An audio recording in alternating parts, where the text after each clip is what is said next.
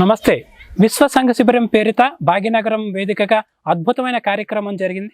సుమారు 75 దేశాల నుంచి 2000కు పైగా ప్రతినిధులు ఇక్కడ పాల్గొని అనేక అంశాల మీద తమ యొక్క అనుభవాల్ని అనుభూతుల్ని పంచుకున్నటువంటి వేళ సేవ, సంస్కారం, సంఘటన అనేటువంటి 3 విలువల మీద ప్రాతిపదికగా వివిధ దేశాల్లో జరుగుతున్నటువంటి కార్యక్రమాల్ని కలబోసుకున్నారు.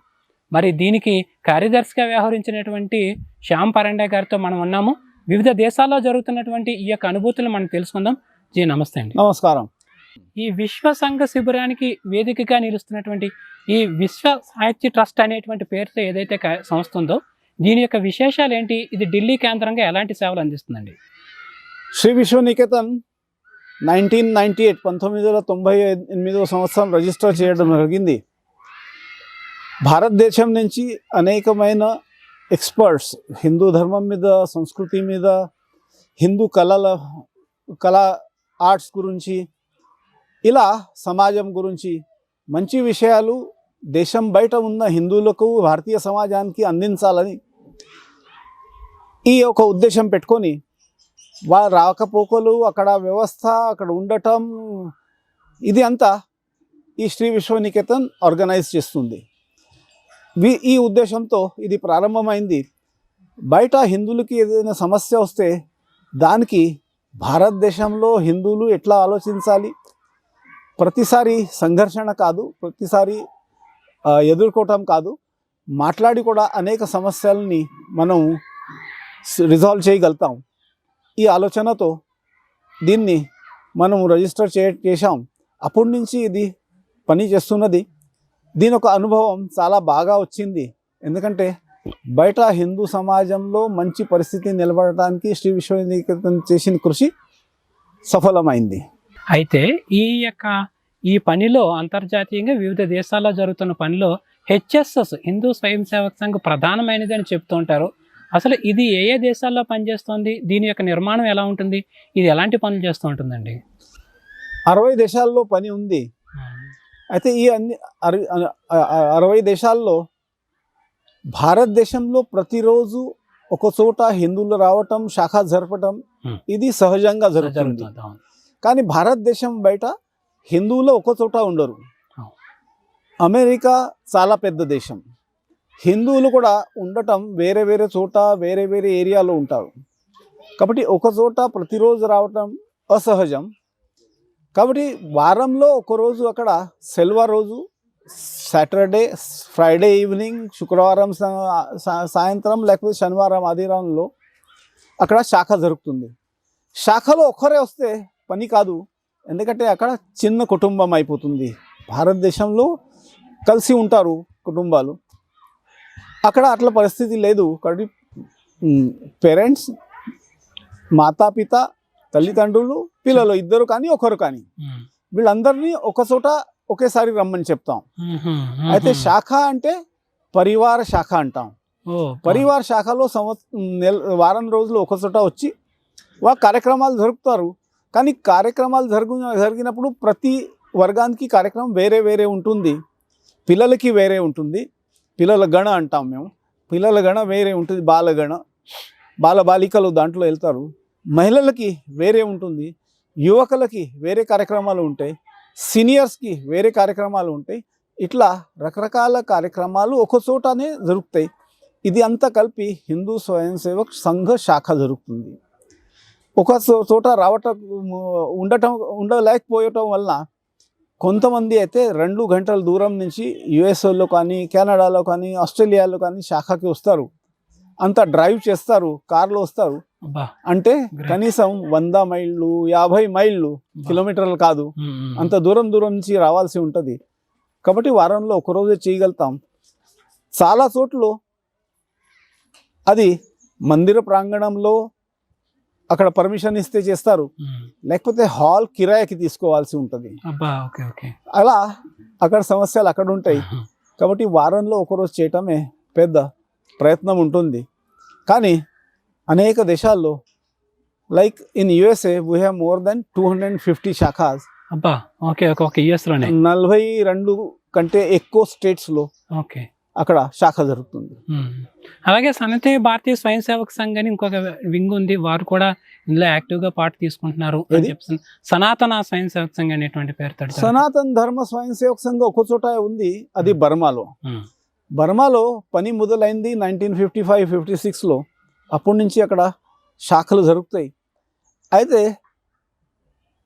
బర్మా లేకపోతే మ్యాన్మార్ కొంతమంది అంటారు, ఈ మ్యాన్మార్ బుద్ధ ధర్మాన్ని అనుసరించే దేశం.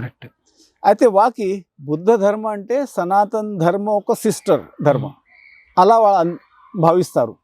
కాబట్టి వాళ్ళు ఆగ్రహం చేశారు, మీరు వేరే పేరు పెట్టొద్దు, సనాతన ధర్మం అంటే మాకు ఇష్టం. కాబట్టి అక్కడ మాత్రమే సనాతన ధర్మ స్వయం సేవక్ సంఘం ఉంది. ప్రారంభంలో కెనియాలో యాక్టివిటీ ప్రారంభమైనప్పుడు, కార్యం ప్రారంభమైనప్పుడు అక్కడ భారతీయ స్వయం సేవక్ సంఘం ఉండింది. అక్కడ కూడా ఇన్ కోర్స్ ఆఫ్ టైం మేము హిందూ స్వయం సేవక్ సంఘం చేశాం. అట్లా ప్రపంచం బయట అన్ని దేశాల్లో హిందూ స్వయం సేవక్ సంఘ ఇండిపెండెంట్గా రిజిస్టర్ అయిన సంస్థ ఉంది. సేవా ఇంటర్నేషనల్ ఇండిపెండెంట్గా రిజిస్టర్ అవుతుంది. ఇట్లా ఇవి అన్ని ఇండిపెండెంట్ సంస్థలు అక్కడ పనిచేస్తాయి. ఈ విశ్వ సంఘ శిబిర్లో ఆ అన్ని సంస్థల ఒక రిప్రజెంటేటివ్స్గా వస్తారు. ఇది అంతా ఒక ఆర్గనైజేషన్ లాంటిది లేదు, కానీ కలిసి పనిచేస్తాం. They are all partners working together to serve the society. అయితే ఇందాక చెప్పారు కదండి, సేవా ఇంటర్నేషనల్ అనేటువంటి సంస్థ, ఇది ఏ ఏ దేశాల్లో పనిచేస్తుంది? ఇది చేసిన కొన్ని సక్సెస్లు అంటే ఆయా సందర్భాలలో ఆ దేశ ప్రజల కోసం కానీ మన హిందూ పౌరుల కోసం కానీ చేసినటువంటి పనులు కానీ, ఈ సేవా ఇంటర్నేషనల్ చేసిన కార్యక్రమాలు కానీ ఏమైనా కొంచెం చెప్తారండి? ఎక్కడెక్కడ డిజాస్టర్ జరుగుతాయి అక్కడైతే చేస్తాం. కానీ ఇప్పుడే నేను యుక్రెయిన్ యుద్ధం గురించి చెప్పాను, దాంట్లో స్థానికులు కూడా విస్థాపితులు అయ్యారు. అయితే 32,000 మంది స్థానికులు యుక్రెయిన్ నేషనలిస్ట్ వాళ్ళని మేము ఆ యుద్ధం వల్ల వాళ్ళ ఇల్లు కూలిపోయింది, బంబార్డ్మెంట్లో కొంతమంది చనిపోయారు. మిగతా వాళ్ళు దేశం వదిలేసేసి ఊరు వదిలేసేసి బయటపడ్డారు. అయితే ఎక్కడైతే యూరోప్ వైపు వాళ్ళంతా వెళ్ళారు, 4 దేశాల్లో మా రిలీఫ్ క్యాంప్స్ ఉండినాయి. Poland, Hungary, Romania, Moldova. ఈ 4 దేశాల్లో బార్డర్ మీద మనం రిలీఫ్ క్యాంప్ పెట్టాం సేవా ఇంటర్నేషనల్ తరఫున. వచ్చిన వాళ్ళందరికీ భోజనం పెట్టడం, వాళ్ళ మెడికల్ చెకప్ చేయటం, వాళ్ళకి అవసరం ఉన్న సౌకర్యాలు కలిగిస్తాం. దీంట్లో ఒక విశేషమైన ప్రయత్నం ఏమైందంటే, చాలామంది ఇల్లు కూలటం వల్ల అక్కడి నుంచి పారిపోతే వాళ్ళ దగ్గర డాక్యుమెంట్స్ లేదు, ఆధార్ కార్డు లాంటిది, అక్కడ ఏదైతే ఐ కార్డు ఉంటుంది, ఐడెంటిటీ కార్డు ఉంటుంది, పాస్పోర్ట్ ఉంటుంది, వీసా ఇలాంటి ఏమి లేకుండా బయటపడ్డారు. కాబట్టి నిరాశ్రితులై బయట వచ్చినప్పుడు అక్కడ వాళ్ళ దగ్గర వేరే దేశానికి పోవటానికి వీలు లేదు. అయితే బార్డర్ దగ్గర మా వాలంటీర్స్ వాళ్ళని హెల్ప్ చేశారు, సహాయం చేశారు. ఆ దేశానికి బార్డర్ క్రాస్ చేసి యుక్రెయిన్లో రిఫ్యూజీ స్టేటస్ రావడానికి ఉన్న అన్ని డాక్యుమెంట్స్ జనరేట్ చేశారు. వాళ్ళని అప్పుడు బార్డర్ క్రాస్ చేయించారు, అవతల దేశంలో కూడా రిజిస్టర్ చేయించారు. ఇలా 32,000 మందికి సహాయం చేయబడింది. అయితే ఇది ఒకటే కాదు, ప్రగతి దేశాల్లో కూడా సేవా ఇంటర్నేషనల్ బాగా పనిచేస్తుంది.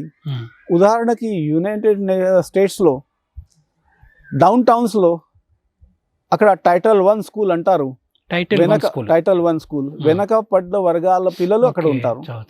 వాళ్ళ ఒక స్టడీ లెవెల్ మిగతా స్కూల్స్కి సమానంగా కావాలని federal government of United states మాకు అడిగింది. అయితే మన వాలంటీర్స్ అక్కడ పోయి పని చేస్తారు. ఇలా కనీసం 40 స్టేట్స్లో ఈ కార్యక్రమం జరుగుతుంది. దాన్ని అస్పైర్ ప్రోగ్రామ్ కింద పెట్టాం. ఈ ప్రోగ్రామ్ వాళ్ళ చదువు బాగా జరగాలి పిల్లలకి అని దీని ద్వారా ప్రయత్నం జరుగుతుంది. అయితే భారతీయుల ఒక ఎక్స్పర్టీస్ దేంట్లో ఉందంటే మ్యాథమెటిక్స్లో మంచిగా ఉంటారు, సైన్స్లో బాగా మంచిగా ఉంటారు. అలాగే ఇంగ్లీష్ కూడా గ్రామర్ మన టీచర్స్ ఎట్లయితే చెప్పగలుగుతారు వాళ్ళు చెప్పలేరు మిగతా వాళ్ళు. కాబట్టి గవర్నమెంట్ ఆఫ్ USA మన్ని అడిగింది. ఇలా మేము కనీసం 40 పెద్ద పెద్ద నగరాల్లో స్టేట్స్లో ఈ పని చేస్తున్నాం. ఆ టైటిల్ 1 స్కూల్స్కి పోయి అక్కడ సాయంత్రం మన దగ్గర ట్యూషన్ అబ్బా. క్లాస్ ఇట్లా జరుగుతుంది, అక్కడ ఆఫ్టర్ స్కూల్ క్లాసెస్ అంటారు, అవి Great. జరుపుతాం. ఓకే. ఇట్లా అనేక వివిధ దేశాల్లో వివిధ రకంగా ప్రయత్నం చేస్తుంటాం. యూరోప్లో కానీ ఆస్ట్రేలియాలో కానీ అక్కడ సీనియర్స్ ఒక సమస్య ఉంటుంది. ఉమ్, ఎందుకంటే సీనియర్ ఏజ్ పెరిగిన పెద్దల సంఖ్య పెరిగిపోయింది, ఉమ్, అక్కడ ఈ డెమోగ్రఫీ మారింది, యువకుల సంఖ్య తగ్గింది, కాబట్టి పోయి సేవించే వాళ్ళు లేరు, ఇంట్లో ఇద్దరే ఉంటారు. వాళ్ళ ఇంట్లో ఇద్దరు ఉండటం వల్ల వండటం కూడా కష్టం ఉంటుంది. అలాంటి వాళ్ళకు మధ్యాహ్నం పూట భోజనం తయారు చేసి ఒక చోట కిచెన్ పెట్టి గ్రేట్. వాళ్ళకి భోజనం సప్లై చేయటం, ఎప్పుడైనా మెడికల్ అవసరం ఉంటే అసిస్టెన్స్ హాస్పిటల్స్తో కనెక్ట్ చేయటం కానీ తీసుకెళ్ళటం కానీ మన వాలంటీర్స్ చేస్తారు. ఇట్లా అనేక దేశాల్లో అన్ని రకాలుగా ప్రయత్నించారు. అయితే ఈ అనేక సంస్థలన్నింటినీ కూడా ఒక చోటకి చేర్చి ఈ విశ్వ సంఘ శిబిరం నిర్వహించినప్పుడు ధర్మం సర్వం ప్రతిష్ఠితం అనేటి ఒక నినాదం తీసుకున్నారని చెప్పేసి ఉంది కదండి. ఏంటి ఈ నినాదం యొక్క ఉద్దేశం ఏంటి? దీన్ని ఎలాగా తీసుకోవడం జరిగింది? దీన్ని ఎలాగ ప్రజ్వలింపచేస్తాను? ధర్మే సర్వం ప్రతిష్ఠితం అంటే ధర్మం మొత్తం ప్రపంచాన్ని గవర్న్ చేస్తుంది, దాని మీద ఆధారపడి ఉంటుంది.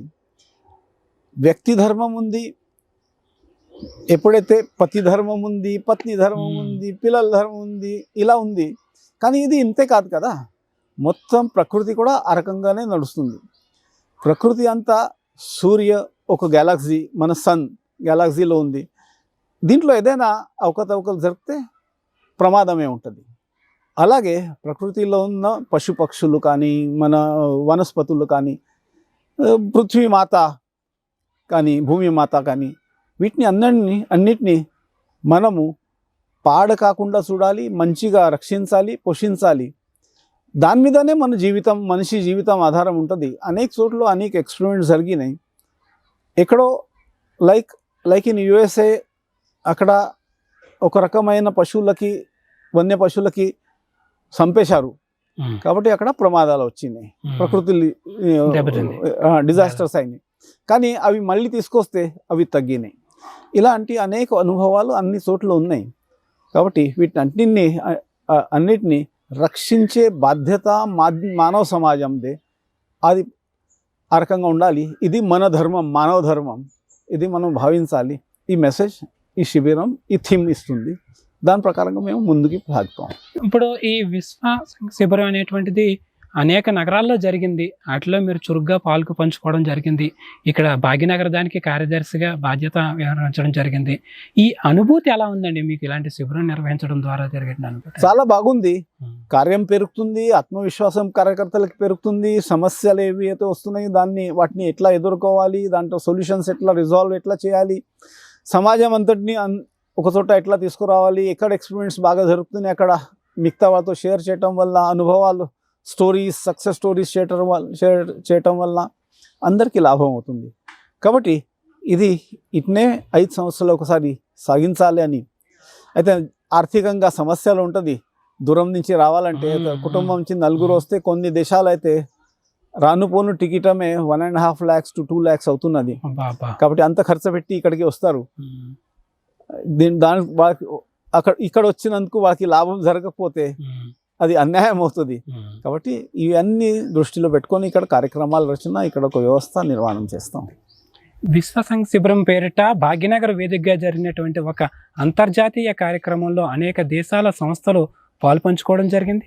ఆ సంస్థల యొక్క విశేషాలు, అలాగే ఈ శిబిరం యొక్క గొప్ప లక్ష్యాలని కూడా మనకి శ్యామ్జీ వివరించారు. చాలా మంచి విషయాలు చెప్పారంటే. నమస్తే అండి. నమస్కారం, ధన్యవాదాలు. Mind Media, the voice of India.